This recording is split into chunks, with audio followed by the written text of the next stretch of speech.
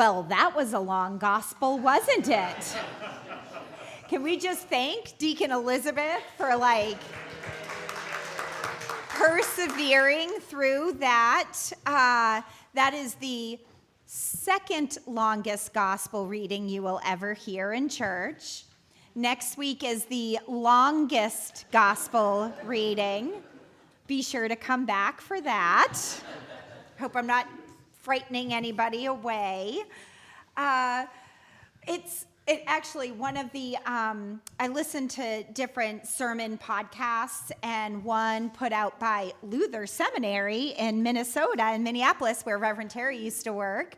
There is a great Johannine John scholar there, and she said, really, in order to fully understand chapter 9 of John's Gospel, you need to include chapter 10 of John's Gospel. So you really should read them both in church on Sunday. And I thought, that's never going to happen. Nobody would come back to church if because it's so long. And a sermon, really, even just on chapter 9 alone, without chapter 10, there's so much going on. I feel like I could preach up here like a Bible study that could go on for more than an hour to try and pull together or flesh out all the different things that are happening in this gospel, because there's so much going on. There's the healing, but that's only like the first 5 verses. The next 38 verses are not really about the healing at all. We've got this drama and all these characters, right? There's the disciples and Jesus and the man born blind, but there's also the people in the community, the neighbors, there are his parents, there are Pharisees, and then there's a breakaway group of some Pharisees. Maybe you didn't catch that in all of those verses. So there are all these layers. There's all this movement in and out, and so I could be up here for a really, really long time, not doing the Father Bill McKean's 5-minute sermon at all. So in all of this, in all the themes too of blindness and sight and light and dark and discipleship and being part of a community and all of it, I want to just begin and focus on the disciples' question that starts this whole thing off, right? The disciples, they're walking along, and Jesus sees a man born blind from birth, and his disciples say to him, "Rabbi, who sinned, this man or his parents, that he was born blind?" The story begins with blame, right? That's really what the question is about. Who do we get to blame here? And I think it's such a human thing that we look for blame. We look for somebody to blame when there's human tragedy, right? Whether it's personal or community or global, we want to know who's the one who caused this mess, who's the one that's at fault here. Whether it's illness, right? Or somebody's lost their job, right? Well, how are your performance reviews? Not that great. You called off of work a lot, right? Because of your illness, right? Must be your fault. Or the larger human tragedies of war and economic upheaval and job loss by the tens of thousands and high gas prices or high rent and mortgage, right? High housing costs. We always look for somebody to blame. And part of that is also to figure out who the scapegoat is, right? Who are we going to push this mess off onto? We often want to do that with political leaders, right? want to blame them, and our people are always the ones who can fix this mess until they're the ones in power, in which case then we blame them. We look for systems to blame, like the government.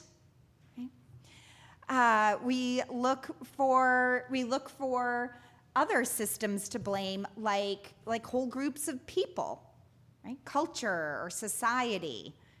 So all the older generations are like, it's those younger people who are messing up this whole world with their they, thems, and their who knows what, right?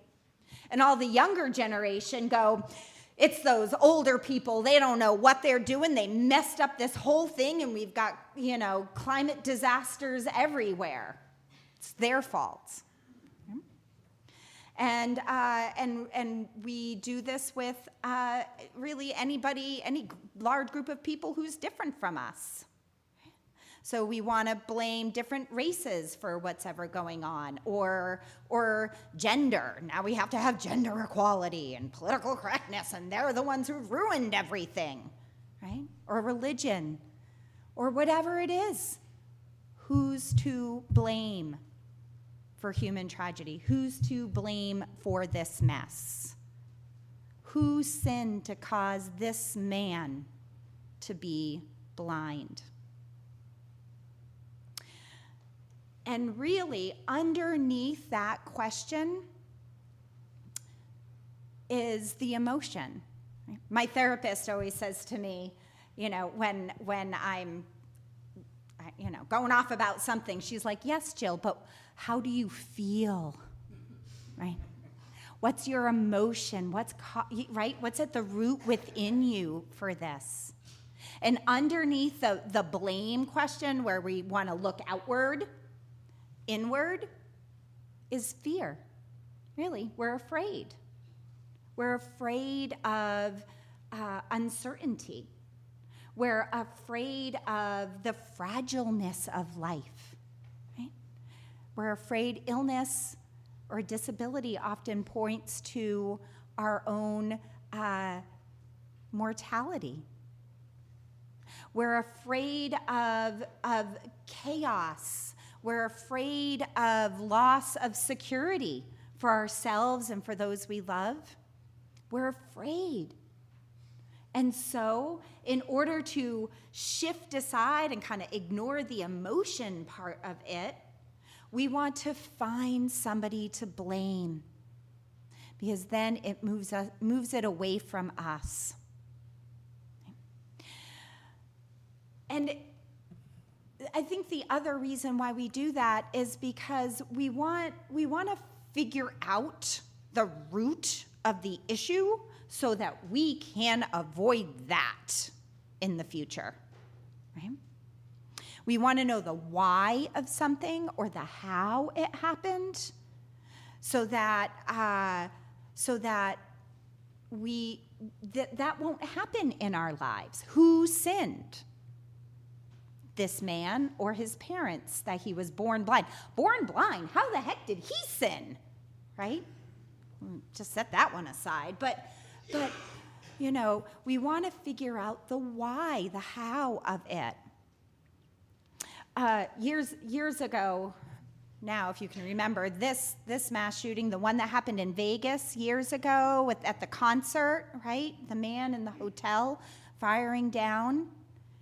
And for the next week or two, it was, we have to figure out why he did this, right? What caused him to shoot and kill hundreds? Right? They never figured it out, but we needed to figure out the why of it so that we could avoid mass shootings again in the future, right?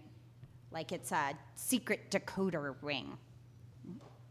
Somebody has lung cancer, what do we say? They must have smoked, right? They must have smoked. They brought it on themselves. I don't have to worry about it. Until I wind up with lung cancer and I never smoked, right? If somebody's in a car accident, what do we say?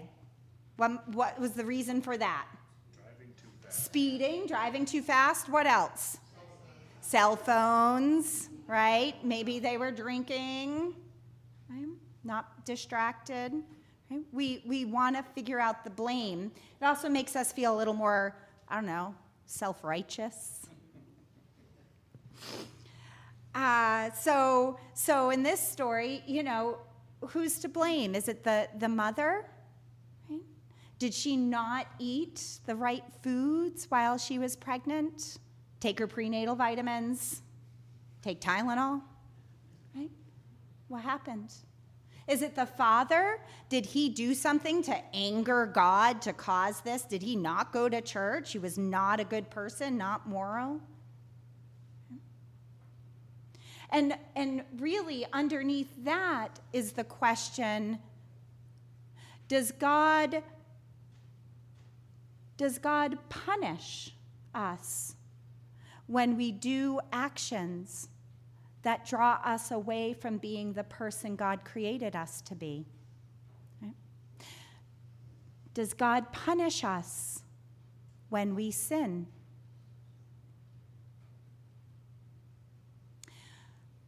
Jesus he removes the blame. He says, we're not doing this. Because the answer is no, right? Does God punish us? Make our child blind because we've sinned? No. No. Okay? Jesus, he's not going to participate in this blame game that the disciples have set up here. And the others in the stories are also doing, right? Instead, Jesus is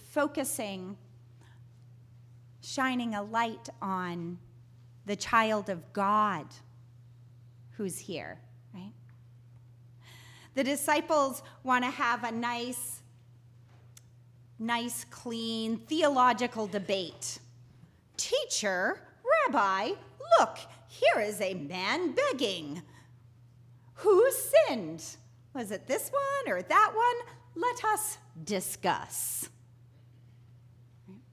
Like talking heads on a TV, talking about whatever issue of the day, ignoring the human that is experiencing this in their life.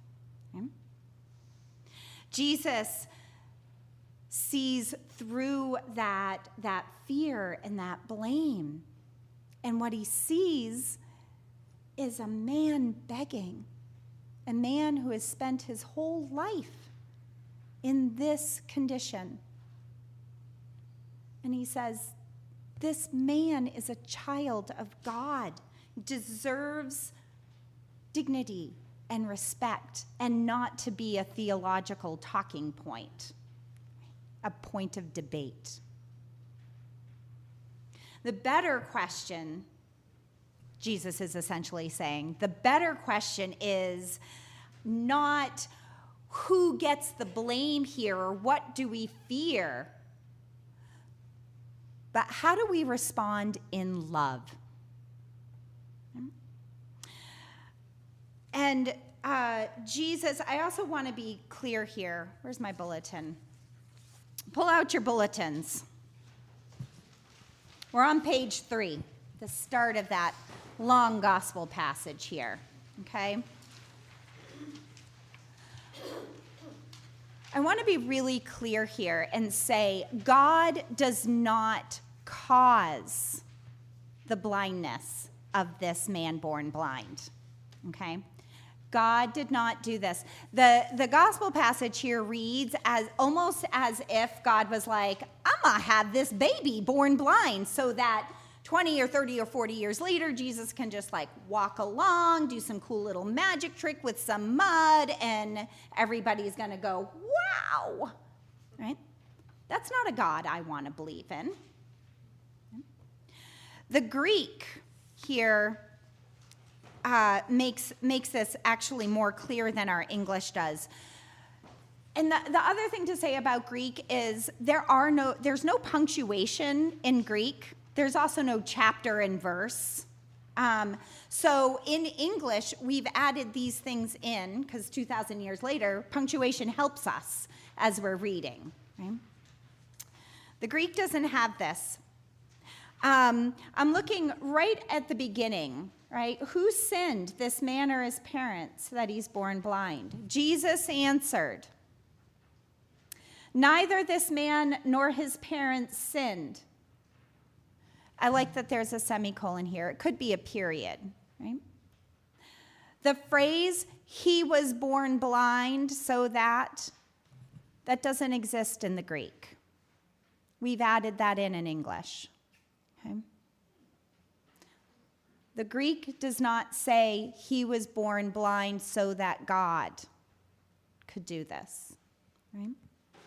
What it says is, neither this man nor his parents sinned. And almost put a period there. And then the next sentence would start, so that, or in order that God's works might be revealed through him, we must work the works of God who sent me. Okay? In order that God's works might be revealed in him, we must work the works of God. Okay? God does not cause human disability. God does not cause human suffering. Full stop. Okay? God does not cause human suffering. The God of love calls us to do the works of God, to reveal God as we alleviate human suffering. That's what that verse is really about. Okay? The point isn't who sinned that this man is born blind. He is blind. He is a child of God. God's goodness is revealed in him as much as it is revealed in anybody else. But when we see human suffering, we are called to do something, to participate in God's works, that suffering can be alleviated. That's really what this gospel passage is all about. That we are to be the ones to respond in this world when we see human suffering, when we see brokenness, when we see division. Okay? God doesn't cause illness. God doesn't cause war. God doesn't cause natural disasters. But how are we called to respond with the works of God, of God's love, in those moments when that happens? That shows how we are God's disciples. And this man born blind, after he's healed, at the end of the passage, it's kind of hidden in the English, but in the Greek it's much more clear that he then responds by following Jesus. He's healed to then share in that healing with others. All around us, we live in a world 2,000 years ago and now that people are afraid, people are in pain, people are broken, right? And they're looking for something. And they can either respond with blame and anger and violence, which we see enough of, right? Attacks on Muslim Americans have gone up. Attacks on Jewish synagogues have gone up in the last 2 weeks. Okay? Just with the start of the conflict in Iran. Right? We can respond to human tragedy with blame and fear and anger and violence. Or we can do the works of God of the God of love.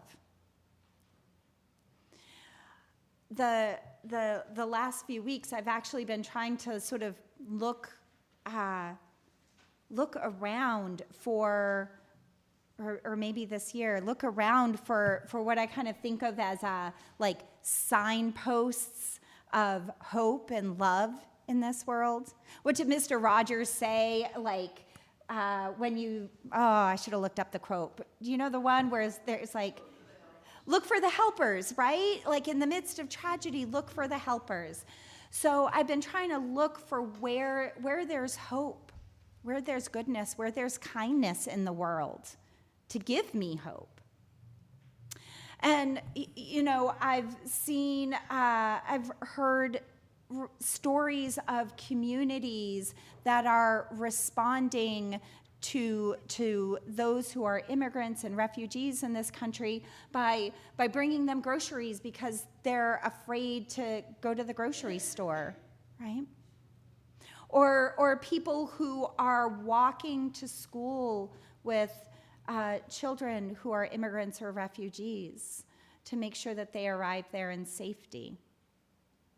And wherever you fall, you know, on the immigration debate, the kindness of walking a child that's not your own to school to make sure that they stay safe, to me is a signpost of hope.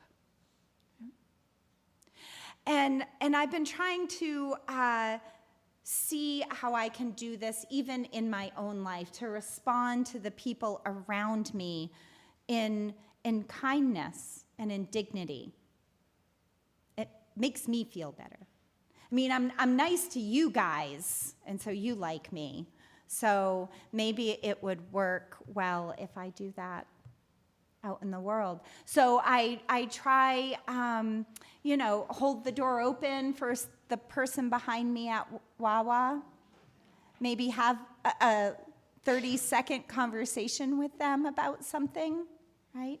Or the person selling me my coffee at Wawa. It makes me feel better.